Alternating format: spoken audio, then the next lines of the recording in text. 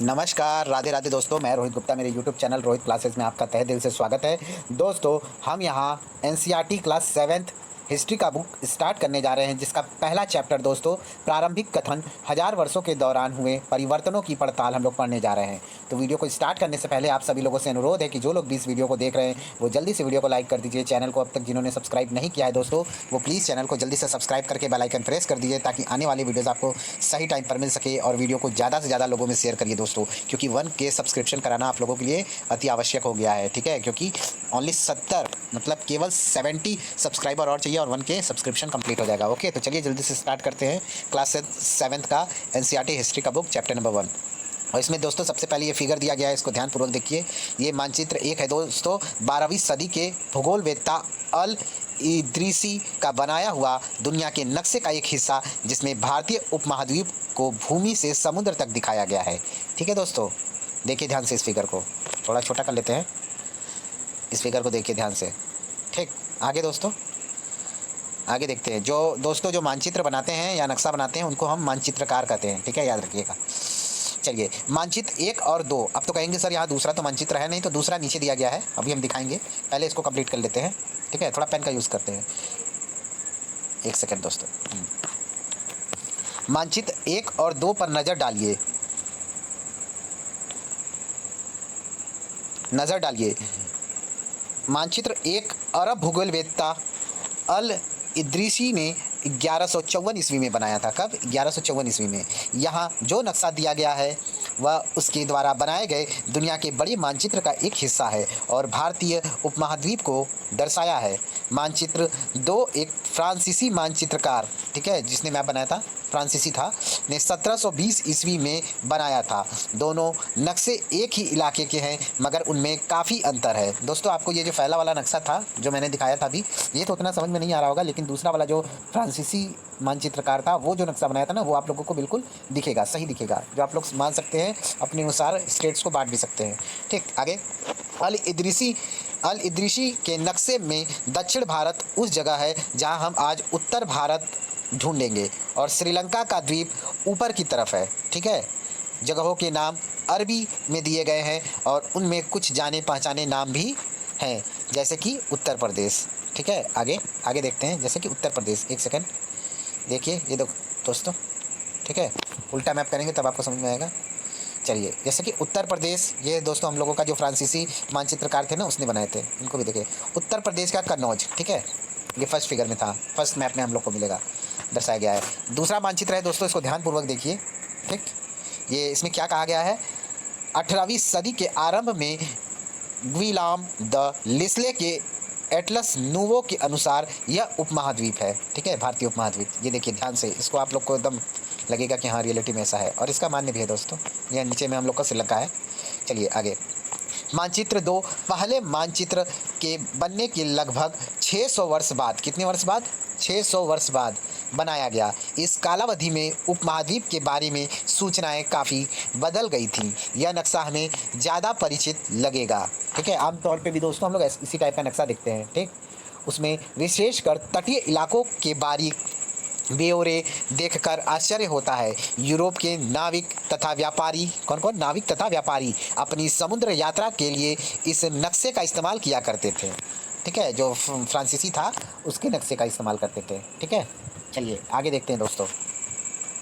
यह है कुछ हमारा क्वेश्चन दिया गया है, देखते हैं। लेकिन अब भीतरी इलाकों पर नज़र डालें, क्या इनमें भी उतने ही ब्यौरे हैं जितने समुद्र तट वाले हिस्से में? गंगा के मार्ग को देखें, इसे किस तरह से दर्शाया गया है। इस मानचित्र में तटीय और भीतरी इलाकों के बीच ब्यौरे और बारीकी का जो अंतर है, आपके ख्याल में उसका कारण क्या है? ठीक है, एक बार फिगर को हम लोग और देख लेते हैं। देखिए, तटीय इलाका को तो कितना बढ़िया से दोस्तों दर्शाया गया है। ठीक है, जितने भी तटीय क्षेत्र हैं साइड में, अंदर भीतरी में हम लोगों को बहुत डीपली जाना होगा, उतना साफ भी नहीं दिखेगा। ठीक है, चलिए आगे बढ़ते हैं। हालांकि कुछ कुछ देखेंगे, जैसे यहाँ देखिए गुजरात दिख रहा है। ठीक है, एक सेकेंड। ठीक है दोस्तों, जैसे देखिए यहाँ गुजरात दिख रहा है हम लोगों को, यहाँ पे आपका उड़ीसा आ जाएगा। ठीक है, आगे देखते हैं, इधर बहुत सारी चीज़ें ऐसे दिखेंगी। ठीक है, खोजना पड़ेगा दोस्तों, बहुत ही डीपली इसको देखना पड़ेगा। चलिए आगे बढ़ते हैं। यहाँ नीचे हम लोग का श्रीलंका रहता है। ठीक है, चलिए कोई नहीं, आगे देखते हैं, फिर उसके बाद हम लोग करेंगे। क्षमा करिएगा, मिनिमाइज़ हो गया था। चलिए, थोड़ा बड़ा कर लेते हैं। इतनी ही महत्वपूर्ण एक और बात यह है कि दूसरे युग का मानचित्र अंकन का विज्ञान भी बहुत बदल गया था। इतिहासकार जब बीते युगों के दस्तावेजों, नक्शों और लेखों का अध्ययन करते हैं तो उनके लिए उन सूचनाओं के संदर्भों का, उनकी भिन्न भिन्न ऐतिहासिक पृष्ठभूमियों का ध्यान रखना ज़रूरी होता है। ठीक है, आगे देखते हैं नई और पुरानी शब्दावली। ठीक है, पेन का यूज़ करेंगे। अगर समय के साथ साथ सूचनाओं के संदर्भ बदलते हैं तो भाषा और अर्थों के साथ क्या होता है। ऐतिहासिक अभिलेख कई तरह की भाषाओं से मिलते हैं और ये भाषाएं भी समय के साथ साथ बहुत बदलती हैं। उदाहरण के लिए देख लेते हैं। उदाहरण के लिए मध्य युग की फ़ारसी आधुनिक फ़ारसी भाषा से भिन्न है। यह विभिन्नता सिर्फ व्याकरण और शब्द भंडार में ही नहीं आई है, समय के साथ साथ शब्दों के अर्थ भी बदल जाते हैं। आगे उदाहरण के लिए दोस्तों हिंदुस्तान, एक सेकेंड, उदाहरण के लिए दोस्तों हिंदुस्तान, ठीक है, आज जो हिंदुस्तान है ये हिंदुस्तान शब्द को ही लीजिए। आज हम इसे आधुनिक राष्ट्र राज्य जो है, राष्ट्र राज्य भारत के अर्थ में लेते हैं। ठीक है, आज हिंदुस्तान को प्राचीन काल में भाई हिंदुस्तान को अब क्या कहा जाता है, भारत के रूप में जाना जाता है। ठीक है, भारत हम लोग कहते हैं। चलिए आगे भारत अर्थ में लेते हैं। 13वीं सदी में जब फारसी के इतिहासकार मिनहाज ए सिराज, नाम याद रखिएगा बहुत इंपॉर्टेंट है, मिनहाज ए सिराज ने हिंदुस्तान शब्द का प्रयोग किया था। ठीक है, एक सेकेंड, थोड़ा बाहर के लोग दोस्तों ज़्यादा आ जा रहे हैं इसलिए साउंड आ रहा है, बार बार वीडियो को रोकना पड़ रहा है, कोई नहीं, कॉन्सेंट्रेट हट जा रहा है। इतिहासकार मिनहाज ए सिराज ने हिंदुस्तान शब्द का प्रयोग किया था तो उसका आशय था दोस्तों पंजाब, हरियाणा और गंगा यमुना के बीच में स्थित इलाकों से था। ठीक है, याद रखिएगा। उसने इस शब्द का राजनीतिक अर्थ में उन इलाकों के लिए इस्तेमाल किया जो दिल्ली के सुल्तान के अधिकार क्षेत्र में आते थे। सल्तनत के प्रसार के साथ साथ इस शब्द के अंतर्गत आने वाले क्षेत्र भी बढ़ते गए। आगे, लेकिन हिंदुस्तान शब्द में दक्षिण भारत का समावेश कभी नहीं हुआ था। ठीक है, इसके विपरीत 16वीं सदी के आरंभ में बाबर ने हिंदुस्तान शब्द का प्रयोग इस उपमहाद्वीप के भूगोल, पशु पक्षियों और यहाँ के निवासियों की संस्कृति का वर्णन करने के लिए किया था। यह प्रयोग जो है 14वीं सदी के कवि अमीर खुसरो, बहुत इंपॉर्टेंट है दोस्तों, अमीर खुसरो द्वारा प्रयुक्त शब्द हिंद के ही कुछ समान था, मगर जहाँ भारत को एक भौगोलिक और सांस्कृतिक सत्व के रूप में पहचाना जा रहा था, वहाँ हिंदुस्तान शब्द से वे राजनीतिक और राष्ट्रीय अर्थ नहीं जुड़े थे जो हम आज जोड़ते हैं। ठीक है, आगे बढ़े। आगे है, किसी भी शब्द का प्रयोग करने में इतिहासकारों को बहुत सावधान रहना चाहिए क्योंकि अतीत में उन शब्दों के कुछ अलग ही अर्थ थे। उदाहरण के लिए दोस्तों विदेशी जैसा सीधा साधा शब्द ही ले लीजिए। हमारे लिए आज इसका अर्थ होता है ऐसा व्यक्ति जो भारतीय ना हो। ठीक है, एकदम सीधे मान लीजिए दोस्तों, आज के अर्थ में विदेशी क्या है कि ऐसा व्यक्ति जो भारतीय ना हो, वो विदेशी है। ठीक है, मध्य युग में दोस्तों मानो किसी गांव में आने वाला कोई भी अनजाना व्यक्ति जो उस समाज या संस्कृति का अंग ना हो विदेशी कहलाता था। देखिए दोस्तों कितना फ़र्क है। आज के समय में भारत का जो नहीं है वो विदेशी था। मध्यकाल में क्या था, अगर किसी गांव का व्यक्ति था, अगर वो किसी गांव में जाता था, अगर वो उनके जान पहचान का नहीं था या उनकी संस्कृति से अलग था तो वो विदेशी कहलाता था। ठीक है, इंपॉर्टेंट है, इसलिए इस लाइन को अंडरलाइन करते हैं। ठीक, जो उस समाज या संस्कृति का अंग ना हो वह विदेशी कहलाता था। ठीक है, ऐसे व्यक्ति को हिंदी में परदेशी और फारसी में दोस्तों अजनबी कहा जा सकता है। इसलिए किसी नगरवासी के लिए वनवासी विदेशी होता था। इंपॉर्टेंट है, नोट कर लीजिए आप लोग। ठीक है, जो वनवासी नगरवासी जो होता था उसके लिए जो वनवासी होते थे, जो वनों में रहा करते थे, वो क्या कहलाते थे, विदेशी कहलाते थे। ठीक, ये आज की बात नहीं है दोस्तों, वो मध्यकाल के समय। ठीक, किंतु एक ही गाँव में रहने वाले दो किसान अलग अलग धार्मिक या जाति परंपराओं से जुड़े होने पर भी एक दूसरे के लिए विदेशी नहीं होते थे। ठीक है, आगे दोस्तों हम लोग देखते हैं इतिहासकार और उनके स्रोत। आइए इनको देखते हैं। इतिहासकार किस युग का अध्ययन करते हैं और उनकी खोज की प्रकृति क्या है, इसे देखते हुए वे अलग अलग तरह के स्रोतों का सहारा लेते हैं। उदाहरण के लिए हम लोग देखते हैं, पिछले साल आपने गुप्त वंश के शासकों और हर्षवर्धन के बारे में पढ़ा था। इस पुस्तक में हम मोटे तौर पर 700 से 1750 ईस्वी तक लगभग 1000 वर्षों के बारे में पढ़ेंगे। ठीक है, आगे बढ़े। आगे है इस काल के अध्ययन के लिए इतिहासकार जिन स्रोतों का प्रयोग करते हैं उनमें आपको बहुत सी बातें ऐसी मिलेंगी जो पिछले युग में वैसी ही चली आ रही हैं। इतिहासकार इस काल में के बारे में सूचना इकट्ठी करने के लिए अभी भी सिक्कों, शिलालेखों, स्थापत्य, भवन निर्माण कला तथा लिखित सामग्री पर निर्भर करते हैं, पर कुछ बातें पहले से काफ़ी भिन्न भी हैं। इस युग में प्रामाणिक लिखित सामग्री की संख्या और विविधता, एक सेकंड दोस्तों, साउंड चला गया दोस्तों, अब देखते हैं। हाँ, कहते हैं विविधता आश्चर्यजनक रूप से बढ़ गई। इसके आगे इतिहासकार सूचनाओं के दूसरे प्रकार के स्रोतों का इस्तेमाल, आगे देखते हैं, स्रोतों का इस्तेमाल धीरे धीरे कम करने लगे। ठीक, आगे कम करने लगे। इस समय के दौरान कागज क्रमशः सस्ता होता गया और बड़े पैमाने पर उपलब्ध भी होने लगा। लोग धर्म ग्रंथ, शासकों के वृत्तांत, संतों के लेखन तथा उपदेश, अर्जियां, अदालतों के दस्तावेज, हिसाब तथा करों के खाते आदि लिखने में इसका उपयोग करने लगे, कागज का। ठीक है, धनी व्यक्ति, शासक जन मठ तथा मंदिर पांडुलिपियां एकत्रित किया करते थे। इन पांडुलिपियों को पुस्तकालय तथा अभिलेखागारों में रखा जाता था। पुस्तकालय जैसे दोस्तों लाइब्रेरी, ठीक है, अनेक प्रकार की बुक थी वहाँ। इन पांडुलिपियों तथा दस्तावेजों के इतिहासकारों को बहुत सारी विस्तृत जानकारी मिलती है, मगर साथ ही इनका उपयोग कठिन है। ठीक है, आगे देखते हैं। उन दिनों छापे खाने तो थे नहीं, इसलिए लिपिक या नकलविश, ठीक है, हाथ से ही पांडुलिपियों की प्रकृति बनाते थे। उस दौरान दोस्तों प्रिंटिंग प्रेस तो था नहीं, ठीक है, तो इसलिए उसको लिपिक द्वारा हाथों से ही नकल करवाया जाता, यानी कॉपी करवाया जाता था। ठीक है, लिपिक द्वारा लिखा जाता था पन्नों पर। ठीक है, आगे देखते हैं। हाथ से ही पांडुलिपियों की प्रकृति बनाते थे।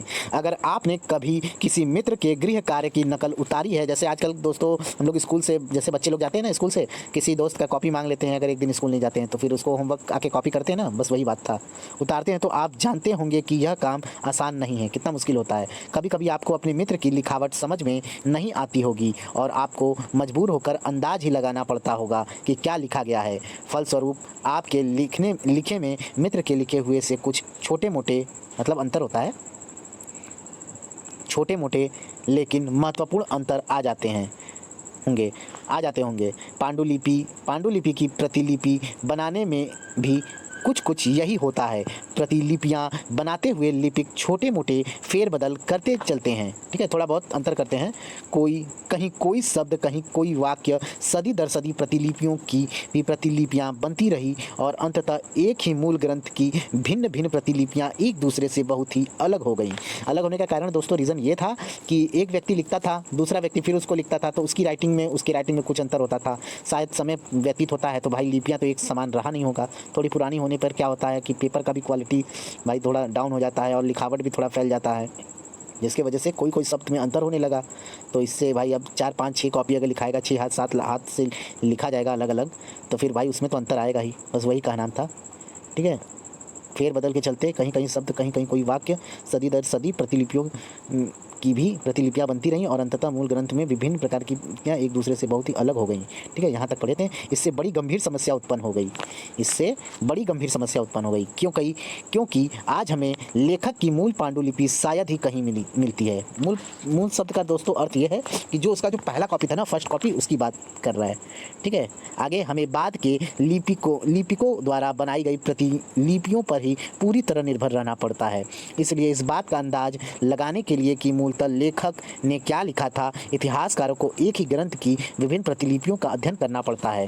ठीक है, अब उसको सही अर्थों में जानने के लिए क्या करना पड़ता था कि लेखक जितने लोग लिखे होते हैं उन सबको पढ़ते थे, तो सब में से अगर थोड़ा बहुत इधर डिफरेंस रहता था तो वो पकड़ लेते थे। ठीक है, अंदाज लग जाता था उससे। ठीक है, आगे बढ़ते हैं दोस्तों। आगे कई बार लेखक स्वयं भी समय समय पर अपने मूल वृत्तांत में संशोधन करते रहते थे। 14वीं शताब्दी के इतिहासकार, आइए इतिहासकार को जानते हैं। जियाउद्दीन बर्नी, इंपॉर्टेंट है ये भी, मिराज ऊपर थे नीचे, और फिर आपके अमीर खुसरो भी आए थे। ठीक है, अब जियाउद्दीन बर्नी आए हैं, ये भी इंपॉर्टेंट है। इतिहासकार जियाउद्दीन बर्नी ने अपना वृत्तांत पहली बार 1356 ईस्वी में और दूसरी बार इसके 2 वर्ष बाद लिखा था। दोनों में अंतर है, लेकिन 1971 ईस्वी तक इतिहासकारों को पहली बार वाले वृत्तांत की जानकारी ही नहीं थी। यह पुस्तकालयों के विशाल संग्रहों में कहीं दबा पड़ा था। ठीक है, जब खोज हुआ होगा, जब मिला हुआ होगा तो वो लोग आश्चर्यचकित हो गए। ठीक है, तो सेकंड वाला मिला था, पहला वाला छुपा हुआ था। आगे देखते हैं दोस्तों, क्षमा करिएगा। आगे है नए सामाजिक और राजनीतिक समूह। उससे पहले दोस्तों ऊपर जो हमारा कुछ चित्र छूटा है उसको हम लोग देख लेते हैं, साथ ही साथ चलेंगे। ठीक है, ताकि हम लोग बाद में भूले ना। चलिए, हम लोग कहाँ थे? यहाँ थे। कागज़ का मूल्य देख लेते हैं सबसे पहले दोस्तों। आइए इसको ध्यानपूर्वक देख लेते हैं, कागज़ का मूल्य। इन दो प्रसंगों की तुलना कीजिए। पहला, 13वीं सदी के मध्य में एक विद्वान को एक पुस्तक की प्रतिलिपि की ज़रूरत पड़ी।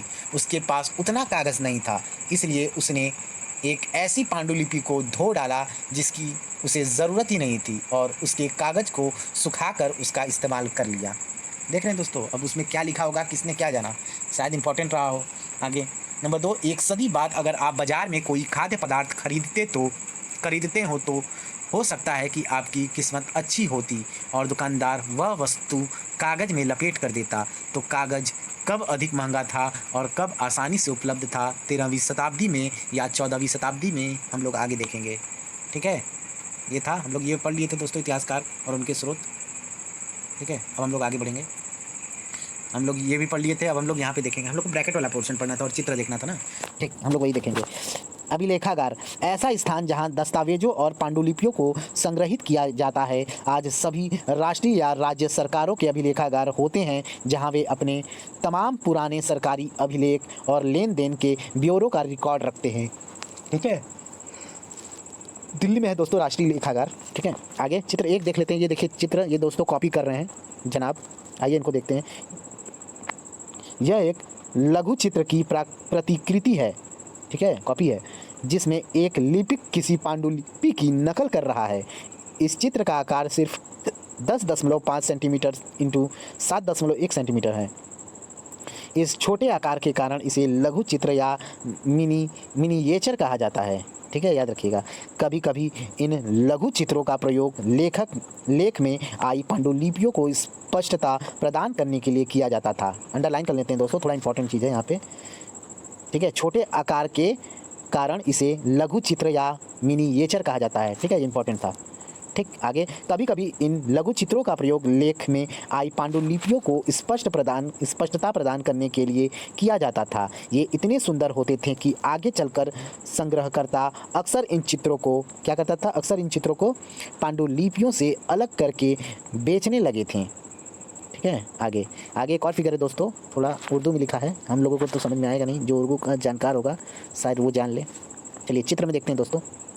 चित्र 2 में लिखावट की भिन्न प्रकार की शैलियों के कारण फारसी और अरबी पढ़ने में कठिनाई हो सकती है। दोस्तों ये फारसी और अरबी में लिखा गया है। ठीक है, आइए देखते हैं, पढ़ने में कठिनाई हो सकती है। नस्तलिक लिपि, दोस्तों लिपि देखिए, नस्तलिक लिपि बाईं ओर से वर्ण जोड़कर धारा प्रवाह रूप से लिखे जाते हैं। फारसी अरबी के जानकारों के लिए इन लिपि को पढ़ना आसान होता है। जो भी फारसी और अरबी दोस्तों जानते हैं उनको बहुत आसानी से ये लिपि समझ में आएगा, नस्तलिक लिपि, और दोस्तों आसान होता है। सिक्स्थ लिपि देखते हैं। सिक्स्थ लिपि जो कि दाईं ओर है, अधिक सघन, संक्षिप्त और कठिन है। ठीक है, सिक्स्थ लिपि जो है दाईं ओर है, अधिक सघन और संक्षिप्त और कठिन है। ठीक है, नस्तलिक लिपि और सिक्स्थ लिपि, ये देखिए, ये दोस्तों दाईं ओर, ये बाईं ओर। ठीक है, राइट और लेफ्ट आप लोग समझते होंगे। जिनको दायां नहीं समझ में आता है तो आपका राइट हैंड है, अपने राइट हैंड को देखिए वो दायां है, और जो आपका लेफ्ट हैंड है बायां हाथ है, तो उसको लेफ्ट हैंड मतलब बाएं करते हैं। ठीक है, चलिए, बहुत लोगों को कन्फ्यूज़न होता है, छोटे छोटे बच्चे हैं। आगे हम लोग देखते हैं नए सामाजिक और राजनीतिक समूह, इसको ध्यानपूर्वक देखेंगे। ठीक, चलिए, सन 700 और 1750 ईस्वी के बीच 1000 वर्षों का अध्ययन इतिहासकारों के आगे भारी चुनौती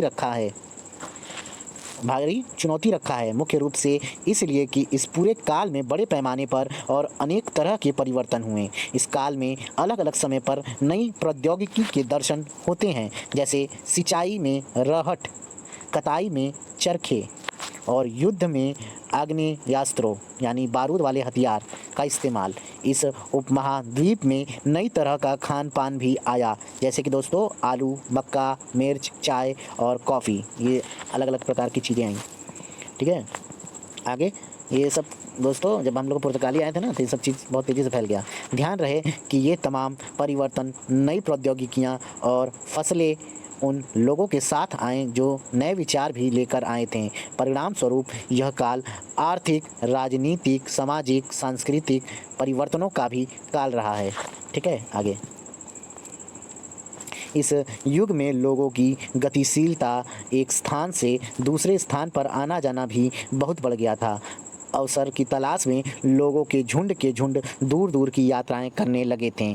इस उपमहाद्वीप में अपार संपदा और अपना भाग्य गढ़ने के लिए अपार संभावनाएं मौजूद थी। इस काल में जिन आगे देखते हैं, इस काल में जिन जिन समुदायों का महत्व बढ़ा, उनमें से एक समुदाय था कौन? राजपूत। ठीक है, एक समुदाय क्या था? राजपूत, जिसका नाम राजपुत्र अर्थात राजा का पुत्र से निकला है, राजपूत। ठीक है, 8वीं से 14वीं सदी के बीच यह नाम आमतौर पर योद्धाओं के उस समूह के लिए प्रयुक्त होता था जो क्षत्रिय वर्ण के होने का दावा करते थे। राजपूत शब्द के अंतर्गत केवल राजा और सामंत वर्ग ही नहीं बल्कि वे सेनापति और सैनिक भी आते थे जो पूरे उपमहाद्वीप में अलग अलग शासकों की सेनाओं में सेवारत थे। ठीक है, कवि और चारण राजपूतों की आचार संहिता प्रबल पराक्रम और स्वामी भक्ति का गुणगान करते थे। ठीक है, कौन कौन कवि करता था और चारण? राजपूतों की क्या करते थे? राजपूतों की आचार संहिता प्रबल पराक्रम और स्वामी भक्ति का क्या करते थे? यशगान, गुणगान करते थे। ठीक है, आगे देखते हैं। इस युग में राजनीतिक दृष्टि से महत्व हासिल करने के अवसरों का लाभ जो है वो मराठा, सिख, जाट, अहोम और कायस्थ, जो कि मुख्यतः लिपिकों और मुंशियों का कार्य करने वाली जाति थी, आदि समूहों ने भी इसका फ़ायदा उठाया था। ठीक है, आगे देखते हैं दोस्तों। इस पूरे काल के दौरान क्रमशः जंगलों की कटाई हो रही थी और खेती का इलाका बढ़ता जा रहा था। कुछ क्षेत्रों में यह परिवर्तन अन्य क्षेत्रों की अपेक्षा अधिक तेज़ी से और पूरे तौर पर हुआ। आगे, पर्यावास में परिवर्तन के कारण कई वनवासियों को मजबूर होकर अपना स्थान छोड़ना पड़ा। कुछ और वनवासी जमीन की जुताई करने लगे और कृषक बन गए। ठीक है, आगे देखते हैं। कृषकों के ये नए समूह क्षेत्रीय बाजार, मुखियाओं, पुजारियों, मठों और मंदिरों से प्रभावित होने लगे थे। वे बड़े और जटिल समाजों के अंग बन गए। ठीक है, वही सब धीरे धीरे एक दूसरे में कन्वर्ट होने लगे दोस्तों। ठीक है, आगे देखते हैं। उन्हें कर चुकाने पड़ते थे और स्थानीय मालिक वर्ग की बेगार करनी पड़ती थी। परिणाम स्वरूप किसानों के बीच आर्थिक और सामाजिक अंतर उभरने लगे। कुछ के पास ज़्यादा उपजाऊ ज़मीन होती थी, कुछ लोग मवेशी भी पालते थे और कुछ लोग खेती के खाली समय में दस्तकारी आदि का कुछ काम कर लेते थे। जैसे जैसे समाज में अंतर बढ़ने लगे, लोग जातियों और उपजातियों में बांटे जाने लगे और उनकी पृष्ठभूमि और व्यवसाय के आधार पर उन्हें समाज में ऊंचा या नीचा दर्जा दिया जाने लगा। मोस्ट इंपॉर्टेंट लाइन है दोस्तों, याद रखिएगा। उनकी पृष्ठभूमि और व्यवसाय के आधार पर उन्हें समाज में ऊंचा या नीचा दर्जा दिया जाने लगा। ठीक है, मतलब जिस प्रकार से इंसान काम कर रहा था उस प्रकार से उनकी जातियों को धीरे धीरे करके विभाजित कर दिया गया। ठीक है, आगे, ये दर्जे स्थायी नहीं थे। किसी जाति विशेष के सदस्यों के हाथों में कितनी सत्ता, प्रभाव और संसाधनों का नियंत्रण है, इसके आधार पर उसके दर्जे बदलते रहते थे। एक ही जाति का किसी क्षेत्र में कोई दर्जा हो सकता था और किसी अन्य क्षेत्र में कोई और। ठीक है, आगे बढ़ते हैं। आगे है, अपने सदस्यों के व्यवहार का नियंत्रण करने के लिए जातियां स्वयं अपने अपने नियम बनाती थी। इन नियमों का पालन जाति के बड़े बुजुर्गों की एक सभा करती थी। ठीक है, जितने भी दोस्तों पालन था वो बड़े बुजुर्गों की एक सभा करती थी। ठीक है, जो भी पालन था जाति का, जिसे कुछ इलाकों में जाति पंचायत कहा जाता था। मोस्ट इंपॉर्टेंट है, याद रखिएगा। कुछ इलाकों में जाति पंचायत कहा जाता था, लेकिन जातियों को अपने निवास के गांवों के रिवाजों का पालन भी करना पड़ता था। इसके अलावा कई गांवों पर मुखियाओं का शासन होता था। मिलाकर वे किसी राज्य की एक छोटी इकाई भर होती थी। ठीक है, आगे देखते हैं दोस्तों, क्षेत्र और साम्राज्य। उससे पहले दोस्तों जो भी हमारा ऊपर ब्रैकेट वाला पोर्शन रहेगा हम लोग उसको पढ़ेंगे। ठीक, चलिए, कुछ भी छूटना नहीं चाहिए दोस्तों, फिगर का एक हिस्सा नहीं छूटना चाहिए। हम लोगों ने पढ़ लिया था, दाईं और बाईं तरफ दो लिपियां थी, उर्दू करें दोस्तों, फारसी और अरबी की। ठीक है, आगे हम लोग ये पढ़ रहे थे, इसमें हम लोगों का फिगर है, चित्र 3 है, रहट है दोस्तों, ये देखिए रहट है। ठीक, चलिए आगे बढ़ते हैं। आगे दोस्तों पर्यावास, एक शब्द आया था पर्यावास, ऊपर ये है नीचे में पर्यावास, इसको हम लोग देखते हैं दोस्तों, ये पर्यावास है शब्द। ठीक है, इसको ध्यान देखिए। पर्यावास शब्द, पर्यावास इसका तात्पर्य किसी भी क्षेत्र के पर्यावरण और वहाँ के रहने वालों की सामाजिक और आर्थिक जीवन शैली से है, इसी को हम पर्यावास कहते हैं। ठीक है, चलिए आगे बढ़ें। चलिए आगे देखते हैं। आगे दोस्तों, इस अनुभाग में जो प्रौद्योगिकी, आर्थिक, सामाजिक और सांस्कृतिक परिवर्तन वर्णित हैं, उनमें से कौन कौन से परिवर्तन आपकी समझ में आपके शहर या गांव में सबसे महत्वपूर्ण रहे? आइए, जैसे कि दोस्तों हम लोग देखें ना, वर्ग के अनुसार दोस्तों यहाँ पे भी जाति में विभाजन किया जाने लगा। ठीक, आगे देखते हैं। क्षेत्र और साम्राज्य देख लेते हैं, बहुत इंपॉर्टेंट है, इसमें भी आएगा। जैसे कि दोस्तों हमारा चैप्टर 2 में चोल, चैप्टर 3 में तुगलक, चैप्टर 4 में मुगल जैसे बड़े बड़े राज्यों के अंतर्गत कई सारे क्षेत्र आ जाते थे। दिल्ली के सुल्तान गियासुद्दीन बलबन 1266 से 1287 ईस्वी की प्रशंसा में एक संस्कृत प्रशस्ति के उदाहरण के लिए अध्याय 2 में देखिए। जब हम लोग चैप्टर नंबर 2 में पढ़ेंगे ना, तब हम लोग देखेंगे उसका उदाहरण। ठीक है, अभी तुरंत नहीं देखेंगे। ठीक है, जब चैप्टर नंबर 2 पढ़ेंगे तो उसमें जानेंगे। संस्कृत प्रशस्ति में उसे एक विशाल साम्राज्य का शासक बताया गया है। ठीक है, क्या शासक, किसको दोस्तों? गियासुद्दीन बलबन को। ठीक है, गुलाम वंश में आएगा ये, जो पूर्व में बंगाल यानी गौड़ से लेकर पश्चिम में अफ़गानिस्तान के गजनी यानी गजन तक फैला हुआ था, और जिसमें संपूर्ण दक्षिण भारत, द्रविड़ जिसको बोलते थे, संपूर्ण दक्षिण भारत भी आ जाता था। गौड़ यानी बंगाल, आंध्र, केरल, कर्नाटक, महाराष्ट्र, गुजरात आदि भिन्न भिन्न क्षेत्रों के लोग उसकी सेना के आगे पलायन कर जाते थे। बलबल के आगे लौह पुरुष भी कहा जाता था। ठीक है, इतिहासकार विजय अभियान के इन दावों को अतिशयोक्तिपूर्ण मानते हैं। साथ ही वे यह समझने की कोशिश में भी लगे रहते हैं कि शासक लोग इस उपमहाद्वीप के भिन्न भिन्न भागों पर अपने अधिकार का उल्लेख क्यों करते रहे हैं। ठीक है, क्यों करते रहते हैं। अब हम लोग ऊपर देख लेते हैं, एक फिगर दिया है हमारा, बहुत अच्छा देख रहे हैं दोस्तों। ये नंबरिंग किया है दोस्तों, 1 2 3 4 5 6 7 8 9 10 ऐसे इसी तरह से किया है दोस्तों। टोटल हमारा है 26। पढ़ ले दोस्तों इसको, तो आप लोग इस फिगर को देख लीजिए, नहीं तो स्क्रीनशॉट ले लीजिएगा। फिर उसके बाद जो है आप लोग एक जगह बनाना है तो भारत के फिगर में बना लीजिएगा। बाकी तो आपको ये दिख ही रहा है। सिविस्तान, दूसरा है उच्च है दोस्तों, तीसरा मुल्तान है, चौथा है कालानौर, पाँचवा है लाहौर, छठवां है दोस्तों समाना, सातवां है सरस्वती, आठवां है कुहराम, नौवां है हाँसी, और 10वां दोस्तों प्राचीन में भी दिल्ली, अभी भी दिल्ली। ठीक, मध्यकाल में भी दिल्ली, अभी भी दिल्ली। 11वां है दोस्तों बदायूं, 12वां है दोस्तों हमारा कन्नौज, 13वां है कड़ा, 14वां है अवध, 15वां है बिहार, 5वां करें क्षमा करिएगा, 16वां है लखनौती, और 17वां है जाजनगर, 18वां है मालवा, 19वां है दोस्तों गुजरात, 20वां है देवगिरी, और 11वां है दोस्तों हमारा तेलंगाना, 12वां है तेलंग, 13वां है अरे हम गलत पढ़ रहे हैं दोस्तों, क्षमा करिएगा। ठीक है, 23वां है हमारा द्वार समुद्र, और 24वां है दोस्तों मालाबार। ठीक है, इसको दोस्तों हम लोग रिपीट करेंगे क्योंकि हमसे जो है इस पढ़ने में से थोड़ा सा कन्फ्यूज़न हो गया। ठीक है, मेरा ध्यान कहीं और चला गया था, इस वजह से लगता है नंबरिंग हम गलत कर दिए, उसके लिए मुझे माफ़ करिएगा। ठीक है, पहला है दोस्तों सिविस्तान, दूसरा है उच्च, तीसरा है मुल्तान, चौथा है कालानौर, पाँचवा है लाहौर, छठवां है समाना, सातवां है सरस्वती, आठवां है दोस्तों कुहराम, नौवां है हाँसी, 10वां है दिल्ली, 11वां है बदायूं, 12वां है दोस्तों कन्नौज, 13वां है कड़ा, 14वां है अवध, 15वां है बिहार, 16वां है लखनौती, 17वां है जाजनगर, 18वां है मालवा, 19वां है गुजरात, 20वां है देवगिरी, 21वां है तेलंगाना, 22वां है दोस्तों तेलंग, और 23वां है द्वार समुद्र, और 24वां है हमारा माबार। ठीक है, तो वीडियो में थोड़ा बहुत त्रुटि होगा, उसके लिए मुझे माफ़ कर दीजिएगा। ठीक है, चलिए, ध्यान कहीं और भटक गया था दोस्तों। ये फिगर देख लीजिए आप लोग इस तरीके से रख सकते हैं। ठीक, अंडमान और निकोबार द्वीप समूह तो आप लोग देख ही रहे हैं, यहाँ पे है, बंगाल की खाड़ी है। ठीक, चलिए आगे देखते हैं। आगे दोस्तों हमारा यहाँ पे भाषा तथा क्षेत्र, इसको देख लेते हैं, थोड़ा बड़ा कर लेते हैं। भाषा तथा क्षेत्र, आइए देखते हैं। सन 1318 ईस्वी में, कब? 1318 ईस्वी में अमीर खुसरो ने इस बात पर गौर किया था कि इस देश के हर क्षेत्र की एक अलग भाषा है। जैसे सिंधी है, लाहौरी है, कश्मीरी है, द्वार समुद्री जो कि दक्षिण कर्नाटक में है दोस्तों, तेलंगानी है जो कि आंध्र प्रदेश में है, गुजरी है दोस्तों गुजरात में।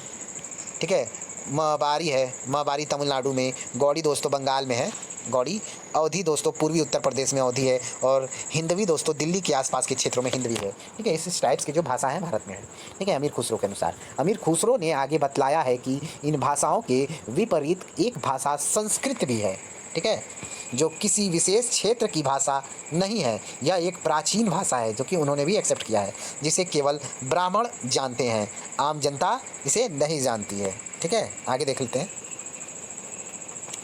आगे दोस्तों, अमीर खुसरो द्वारा लिखित भाषाओं की एक सूची बनाइए और एक सूची उन भाषाओं के नामों की बनाइए जो उनके द्वारा लिखित क्षेत्रों में आज बोली जाती हैं। जो नाम एक से हैं उन्हें रेखांकित कीजिए और जो नाम भिन्न हैं उनके चारों ओर घेरा खींच दीजिए।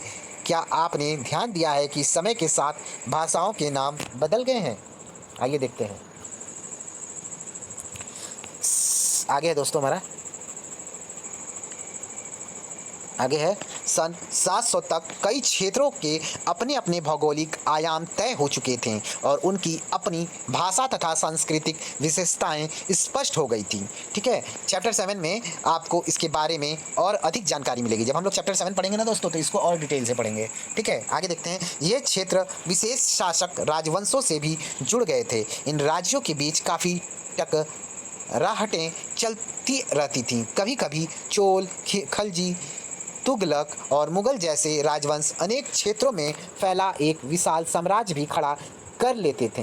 ये सभी साम्राज्य समान रूप से स्थिर या सफल नहीं हो पाते थे। ठीक है, आगे देखते हैं। सफल नहीं हो पाते थे। आगे पहले दोस्तों हम लोग इधर पढ़ लेंगे, फिर हम लोग ब्रैकेट वाला पोर्शन देखेंगे। सफल नहीं हो पाते थे। आगे है 18वीं सदी में मुगल वंश पतन के ढलान पर था। कहाँ था मुगल वंश? पतन के ढलान पर। थोड़ा छोटा करते हैं अब। ठीक है, पतन के ढलान पे था। फलस्वरूप क्षेत्रीय राजा फिर से उभरने लगे। चैप्टर 8 में हम लोग देखेंगे। लेकिन वर्षों से जो सर्व क्षेत्रीय साम्राज्यों का शासन चल रहा था, उससे क्षेत्रों की प्रकृति बदल गई थी। उन पर कई छोटे बड़े राज्यों का शासन चलता रहता था और उन राज्यों की बहुत सी बातें इस उपमहाद्वीप के अधिकतर भाग पर फैले इन क्षेत्रों को विरासत में मिलती थी। क्या पढ़े थे दोस्तों? बहुत सी बातें इस उपमहाद्वीप के अधिकतर भाग पर फैले इन क्षेत्रों को विरासत में मिली थी। इस तथ्य का पता हमें उन कई परंपराओं से लगता है जो इन क्षेत्रों में उभरी थीं। इन परंपराओं में कुछ एक दूसरी से भिन्न और कुछ एक दूसरे के समान हैं। ऐसी परंपराएं हमें प्रशासन, अर्थव्यवस्था के प्रबंधक, उच्च संस्कृति तथा भाषा के संदर्भ में मिलती है। सन 700 से लेकर 1750 के बीच के 1000 वर्षों में इन विभिन्न क्षेत्रों की प्रकृति एक दूसरे से कटकर अलग अलग नहीं पनपी थी। हालांकि उनके चरित्र की अपनी विशिष्टताएं बनी रहती थी, मगर समन्वय की सर्व क्षेत्रीय ताकतों का प्रभाव भी उन पर पड़ता था। ठीक है, आगे देखते हैं। पुराने और नए धर्म। पुराने और नए धर्म।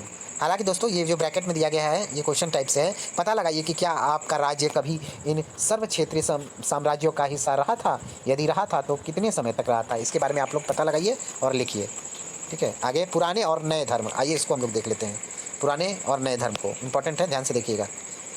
इतिहास के जिन हजार वर्षों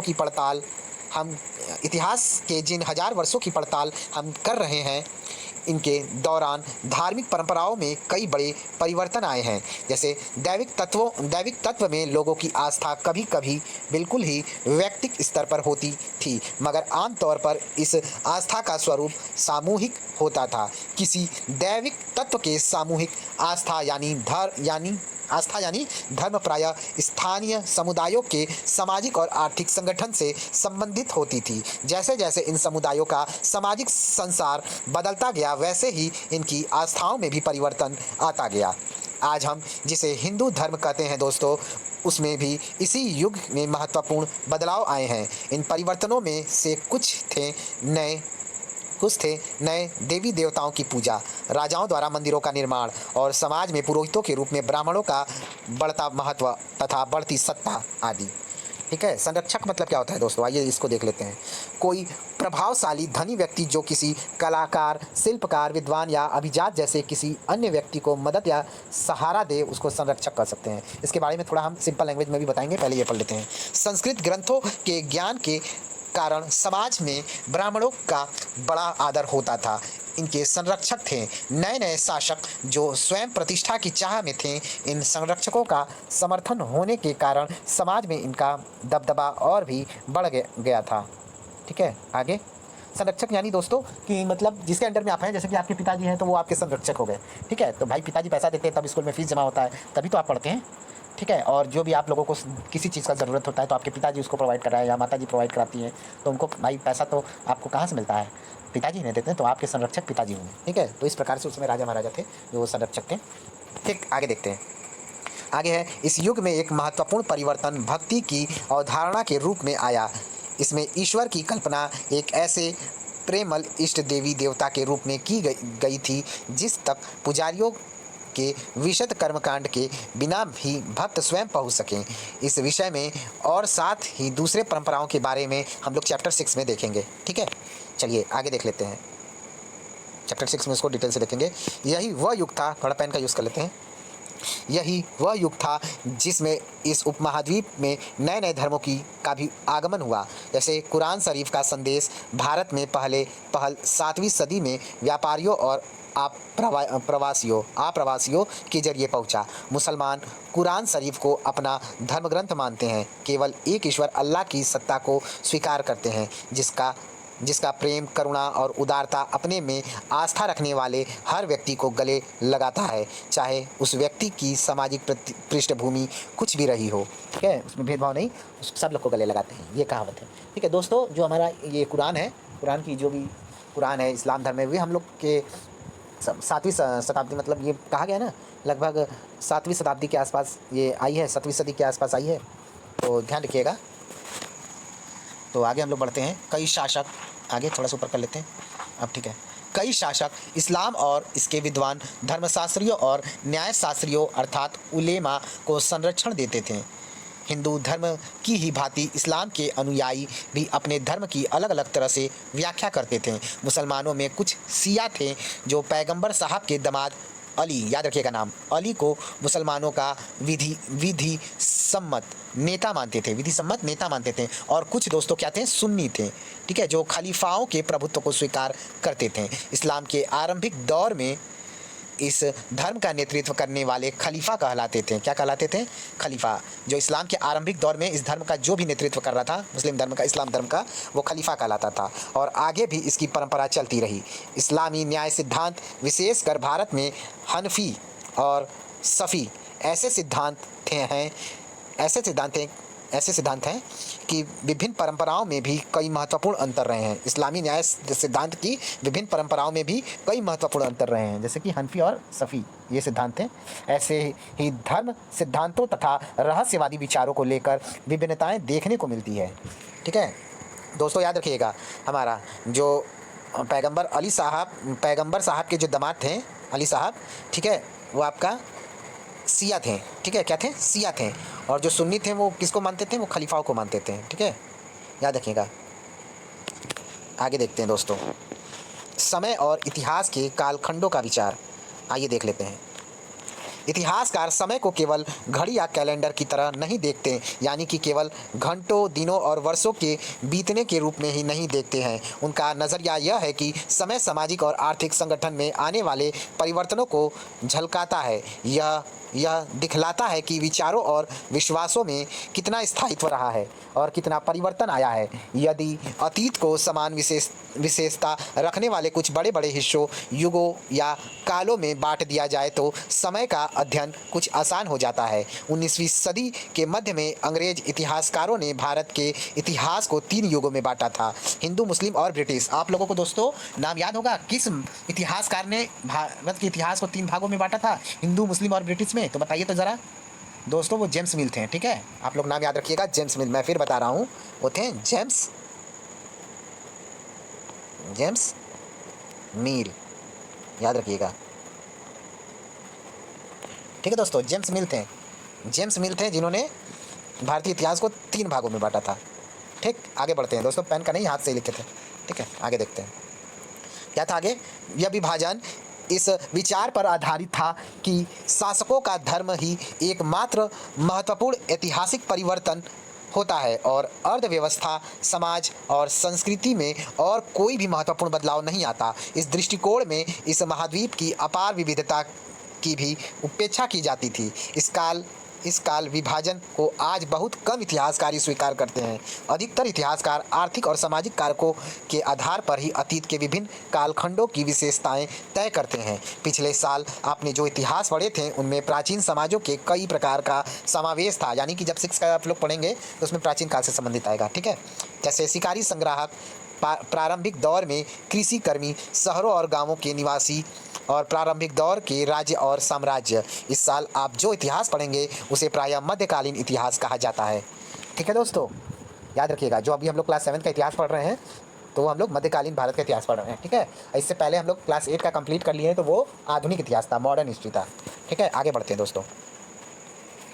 इसमें आपको कृषक समाजों के विस्तार, क्षेत्रीय और साम्राज्यिक राज्यों का उदय, कभी कभी तो ग्रामवासियों और वनवासियों की कीमत पर प्रधान धर्मों के रूप में हिंदू धर्म, इस्लाम धर्म के विकास और यूरोप से व्यापारी कंपनियों के आगमन के बारे में और विस्तार से जानकारी मिलेगी। भारत के इतिहास के ये 1000 साल अनेक बदलावों के साक्षी रहे। आखिरकार 16वीं और 18वीं